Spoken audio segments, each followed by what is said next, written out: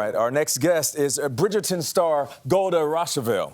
She returns as the fierce and fabulous Queen Charlotte in the highly anticipated prequel, Queen Charlotte, A Bridgerton Story on Netflix. It focuses on the young queen's marriage to King George III and how it ignited a love story and a big shift in the Bridgerton world. The prequel takes place in two timelines where present-day Queen Charlotte is in crisis after the tragic loss of her family's only heir.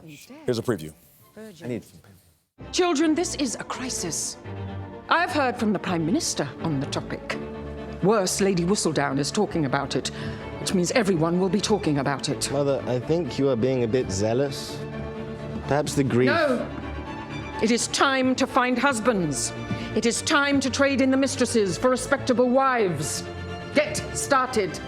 One of you had better produce the next ruler of the United Kingdom, or your father's line dies with him.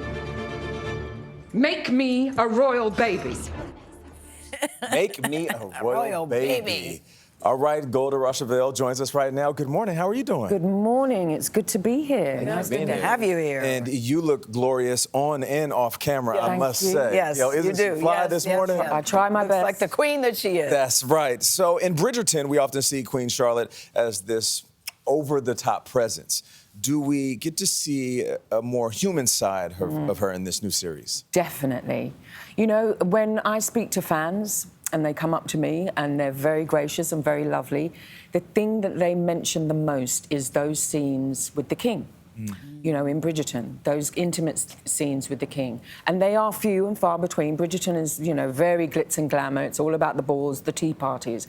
So it's really lovely now to be able to bring to the table, as you say, a more intimate look at this character, a more human look at this character. We see her as a mother. We see her, you know, in the first throes of becoming a wife and dealing with George's mental health. Yeah, but we see she was unapologetically herself. She always had a strong sense of self. She was always very feisty. But you also get to see a human side of her because, as Nate points out, she's very But do you have some favorite Queen lines? Because I love the lines that she says. Yeah, I mean, I think the one that's going to pop off is sorrows, sorrows, prayers, prayers. Yes. Ooh. And then we have, with the kids scene, I think it's whores to the right, virgins to the left, or virgins to the left, whores to the right. I can't remember which way round it is. But yeah, Shonda has laid down some ace lines for her to say, definitely. And when you're delivering lines like that, you mentioned mothers earlier, I've read that you are channeling some part of your own mom. Is that true? It is very, very true. This is an ode to my mother. I'm a biracial person, biracial actress. My mother was white, my father was Guyanese. And yeah, brought up in England. And this is a kind of hats off to that upbringing, really, and that kind of the love that my mother had for England and being dragged around manor houses at Nay High, you know, and afternoon teas and all of that kind of stuff. So, yeah, it's definitely channeling the love. But you also, the thing about Bridgerton is they've got great hair. Yeah. Great hair, great costumes. Yes, they really do. They really do. I look at it and I'm in awe of what I see on the screen.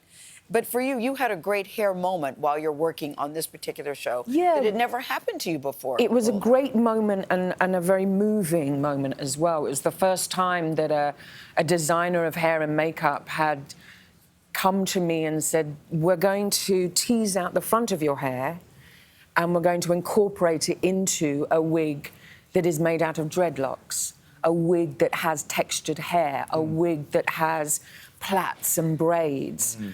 And to have that spoken to, you know, an actress of colour means you are seen.